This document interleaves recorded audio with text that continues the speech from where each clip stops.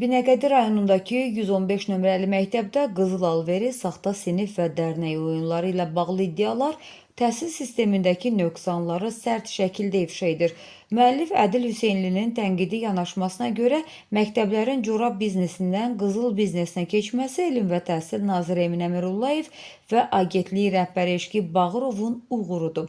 Azərbaycan təhsilində görünməmiş inkişaf. Məktəblər artıq corab və geyim mağazalarını yox, qızıl univermaqlarını xatırladır. Binəqədi rayonundakı 115 nömrəli məktəbdə dərslərin və dərnəklərin saxtalaşdırıldığı, otaqların icarəyə verildiyi və rəsmən qızıl şəbəkəsinin qurulduğu iddia edilir. Ədil Hüseynlinin sərt və ironik araşdırmasında bu parlaq uğurun memarları kimi nazir Emin Əmirullayev və Eşqi Bağırov hədəfə alınıb. Məktəbdə dərsdən başqa hər şey var. Azər Məmmədov adına 115 nömrəli məktəblə bağlı yayılan son məlumatlar təhsil ictimaiyyətini şoka salıb. İddia olunur ki, təhsil ocağında dərs bölgüsü düzgün aparılmır. Kağız üzərində olan dərnək və məşğələlərə ayrılan pullar mənimsənilir. Hətta ayağı qandallı bir müəllimin cinayətinin gizlədildiyi, yalanan sinif açmaq üçün şagirdlərin digər siniflərdən süni şəkildə yönləndirildiyi bildirilir.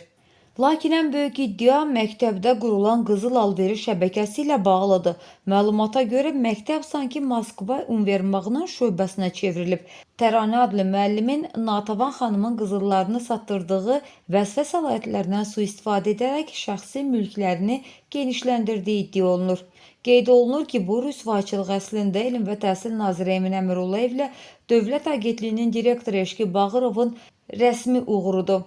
Qeyd olunur ki, bir neçə il əvvəl rayon məktəblərində corab, kalqotka satdıran direktorlar işdən qovulsa da, indi təhsil sistemi səviyyəsinə atlayıb və qızla keçib. Xarici universitetlərdə təhsil almış bu qızıl oğlanların rəhbərlik etdiyi sistemdə geyim satıla bilməzdi. Onlara ancaq qızıl yaraşardı. İronik şəkildə vurğulanır ki, növbəti mərhələdə məktəblərdə yəqin ki, brilyant və almaz biznesi qurulacaq.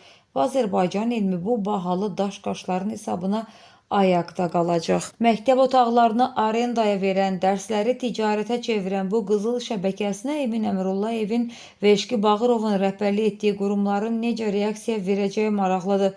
Aidiyyatı orqanların 115 saylı məktəbdəki bu iddiaları araşdıracağına ümid edirik.